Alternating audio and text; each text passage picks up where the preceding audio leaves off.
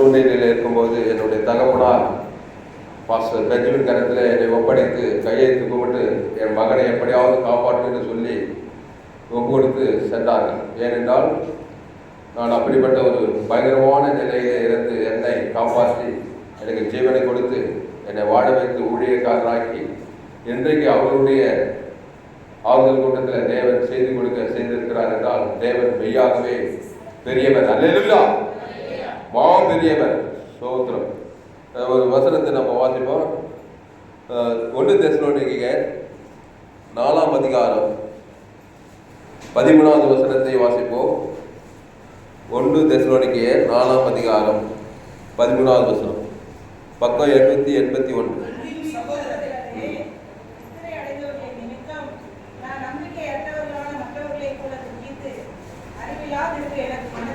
போதும்.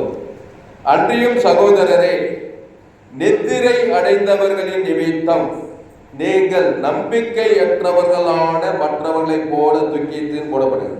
அதாவது நித்திரை அடைந்தவர்கள் போடப்பட்டிருக்கு பாருங்க. கர்த்தருக்குள் மரிக்கிறவர்கள் அவர்கள் நித்திரை அடைகிறார்கள் சொல்லப்படுகிறது. நித்திரை வேற, மரணம்ன்றது வேற. கர்த்தருக்குள் வராதவர்கள் அவர்கள் மரித்து நித்திய நியாயத்திற்கு போகிறார்கள். கர்த்தருக்குள் மரிக்கிறவர்களை நித்திரை என்று இங்க பவுல் சொல்லுகிறார். இயேசு கூட இந்த லாசருக்கு போய் பார்க்கும்போது என்ன சொல்றாரு? லாசரு நித்திரை அடைந்திருக்கிறான்னு சொல்றாரு. அப்போ ஏன் இந்த வார்த்தை நித்திரை போடப்படுதுன்னா, பாவத்தின் சம்பளம் மரணத்துக்கு ஒரு பரிகாரத்தை இயேசு நமக்கு பண்ணிவிட்டார். அல்லேலூயா. யாரெல்லாம் இயேசுவை ஏற்றுக்கொள்கிறார்களோ அவர்களுக்கு இயேசு ஒரு பரிகாரி. பாவத்தின் சம்பளம் மரணம். பாவத்துக்கும் பரிகாரி, மரணத்தும் பரிகரிக்கப்பட்டு விட்டது. அதனால தான் நமக்கு நித்திரை சொல்லப்படுகிறது. அதனால இயேசுவை ஏற்றுக்கொள்வது மகோபரிய சிலாக்கியம். பாஸ்டர் பெஞ்சமின் ஐயா அவர்கள் எங்கள் குடும்பத்தில் வந்து இயேசுவை அறியாமல் ஆதாம் ஏவாள் வழியா பாவம் செய்து தெய்வ மகிமைக்கு போய்ந்த எங்களுக்கு இயேசுவை சொல்லிக் கொடுத்து ஞானசானம் எடுத்து அந்த பரிகாரத்தை பாவத்துக்கு மரணத்துக்கு பரிகரித்து தெய்வ நீதிக்கு உடித்ததற்கு பங்குள்ளவர்களாக எங்களை மாற்றினார். எவ்வளவு பெரிய வேலை, எவ்வளவு பெரிய காரியம் யார் செய்ய முடியும்? இந்த கிராமத்துல வந்து ஏராளம் பேருக்கு மலை பகுதியில கிராமங்கள்ல பாசம்மா எங்க குடும்பத்துக்காக எவ்வளோ காரியங்களை செய்திருக்கிறார்கள். இதுக்கு ஈடு இணை எதையுமே நம்ம செய்ய முடியாது. அவ்வளோ பெரிய பாக்கியத்தை அவர்கள் எங்களுக்கு கொடுத்திருக்கிறார்கள். அதுக்காக தன் வாழ்க்கையை அர்ப்பணித்து இயேசுவை எங்களுக்கு சொல்லிக் கொடுத்து ஞானசானம் எடுத்து பாவத்துக்கும் மரணத்துக்கும் ஒரு பரிகாரத்தை உண்டு பண்ணி நித்திய ஜீவனை கொடுக்கும்படி அவர்களுடைய வாழ்க்கை இந்த கிராம பகுதியில் எத்தனையோ பேர்களுக்கு ஆசீர்வாதமாக இருந்ததுன்னு பார்க்கிறோம். அப்போ அன்றியும் சகோதரே, நித்திரை அடைந்தவர்கள் நிமித்தம் நீங்கள் நம்பிக்கையற்றவர்களான மற்றவர்களை போல துக்கித்து அறிவில்லாதிருக்க மனதில்லை. இயேசுவானவர் மரித்து பின்பு எழுந்தார் என்று விசுவாசிக்கிறோமே, அப்படியே இயேசுவுக்குள் நித்திரை அடைந்தவர்களையும் தேவன் அவரோடு கூட கொண்டு வருவார். அல்லேலூயா. அப்படியே இயேசுக்குள் நித்திரை அடைந்தவர்கள், அதுதான் மெயின் பாயிண்ட். அப்போ இயேசுக்குள் நித்திரை அடைகிறது இது. அப்போ ஆதாமுக்குள் மரிக்கிறது இது. அதுதான் சொல்ற அன்பாடுகளே, இயேசுவை ஏற்றுக்கொள்ளுங்க.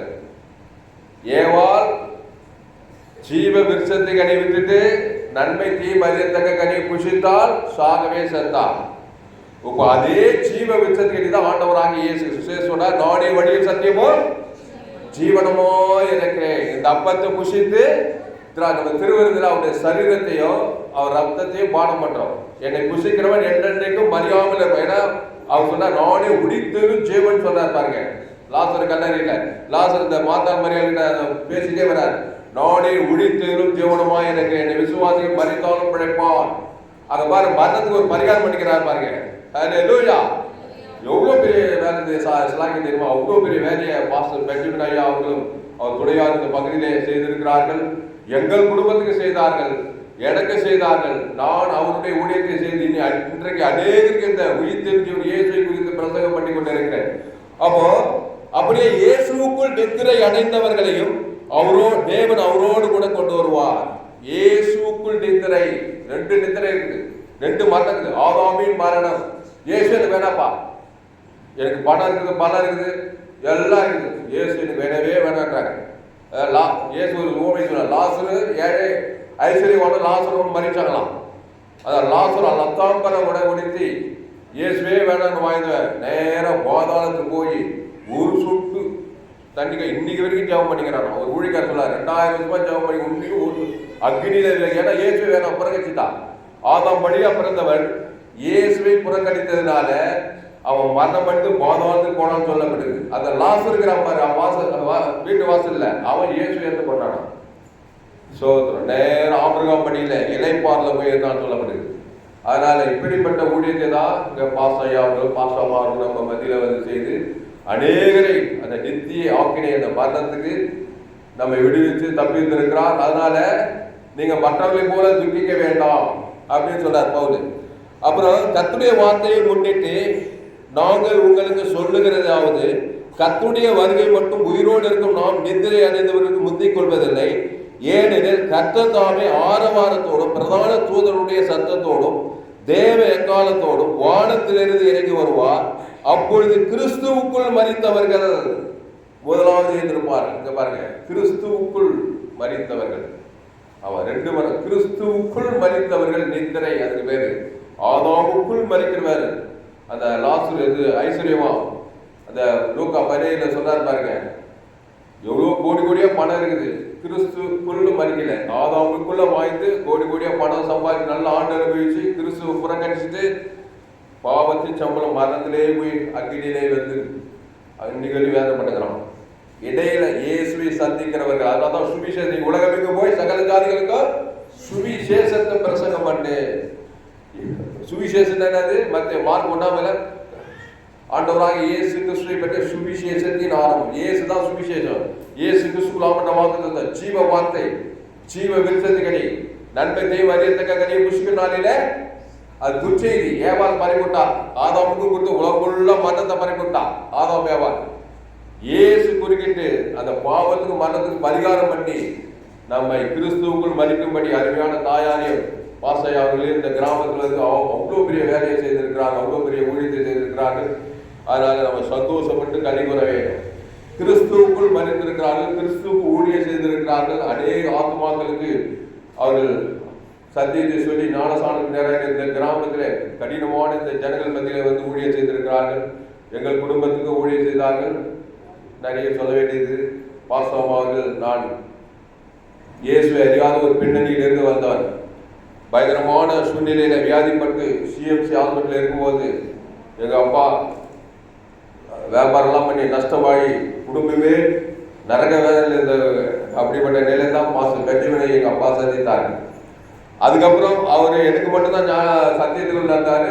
அதுக்கப்புறம் எங்க அப்பா அம்மா தம்பி தங்கச்சி அக்கா எல்லாரும் ஞானசானம் நேரம் நடத்தி பாசம் அவர்கள் அநேக சத்தியங்களை சொல்வார்கள். அடிக்கடி எங்க அப்பா அம்மாவெல்லாம் சந்தித்து அவங்க சொல்வார்கள். ஒரு முறை நான் வியாதிப்பட்டு ரொம்ப மோசமான நிலையில் இருப்பது வீட்டிலேயே தங்க வச்சு ஒவ்வொரு நாளும் அதெல்லாம் நினைத்தால் எனக்கு ஆச்சரியமா இருக்குது. அவருடைய அன்பு, பாசமாவுடைய அன்பு. அந்த நிலையில என்னை காலையிலிருந்து மாலை வரைக்கும் இங்கே தங்க வச்சு எனக்கு அநேக காரியங்களை சொல்லி அநேகர் ஜெபித்திருக்கிறார்கள். என் தாய் தாக்குனார்கள், சகோதரன் சகோதரி தங்கச்சி ரசிக்கப்பட்டு ஞானசம் பாசம் கட்டி வச்சா ஞானசாரம் கொடுத்தாங்க. நான் சிஎம் சாத்துக்கு வேறொருவர் மூலமா ரசிக்கப்பட்டு அவர் மூலமா சத்தியத்தை ஏற்றுக்கொண்டேன், சத்தியத்தை தெரிந்து கொண்டேன். யாரோ ஒருத்தர் எனக்கு ஞானசாமி அதோடு விட்டு போயிட்டாங்க. அதுக்கப்புறம் வீட்டுக்கு வந்தாரு பாசம் மேல் ஒவ்வொருத்தராக கூப்பிட்டு எங்க வீட்டுக்கு எல்லாரும் ஞானஸ்தானம் கொடுத்தாங்க. அல்லேலூயா. அதனால அன்பானவர்களே, கிறிஸ்துவுக்குள் தாயார் மரித்திருக்கிறார்கள், நித்திரை அடைந்திருக்கிறார்கள். அதனால நம்பிக்கையற்றவளை மற்றவளை போல துக்கிக்காமல், நம்பிக்கையற்றவனா கிறிஸ்துவ செய்த நம்பிக்கை கிடையாது, நேர எழுதுதான். நம்ம நம்பிக்கை உள்ளவர்கள். ஏன்னா பரிகாரம் பண்ணப்பட்டிருக்கு, பாவத்துக்கு சாபத்துக்கு மாற்றத்துக்கு பரிகாரம் பண்ணியிருக்கிறார். நானே உயிர்த்தேனோ ஜீவனமாக இருக்கிறேன். கடைசியா கிறிஸ்துக்குள் மற்ற முதலாவது இருந்திருப்பார். பின்பு உயிரோடு இருக்கிற நாம் கர்த்தருக்குள் எதிர்கொண்டு போக மேகங்கள் மேல் அவர்களோடு கூட ஆகாயத்தில் எடுத்துக்கொள்ளப்பட்டு இவ்விதமாய் எப்பொழுதும் கர்த்தரோடு கூட இருப்போம். ஆகையால் இந்த வார்த்தையை நிமித்தம் நீங்கள் ஒருவர் தேற்றுங்கள். அதனால் அன்பானவர்களே, கிறிஸ்துவுக்குள் நித்திரை அடைந்திருக்கிறார்கள். நீங்க யாராவது இயேசுவை அறியாமல் இருக்கிறீர்கள், உங்களை கைகூப்பி கேட்டுக்கொள்கிறேன். இயேசுவை நீங்கள் ஏற்றுக்கொண்டே ஆக வேண்டும். வாழ்ந்தே தேர்ந்த வாழ்க்கை, கொடுத்தே தேர்ந்த கடன் ஒரு பழமை சொல்லுவாங்க. ஆதாமுக்குள் பிறந்த ஒரு மனுஷன் இயேசுவை ஏற்றுக்கொண்டே தர வேண்டும். ஏன்னா பாவம் மரணம் நம்ம நெற்றியில் எழுதப்பட்டது. பாவத்தின் சம்பளம் மரணம், நரகம்.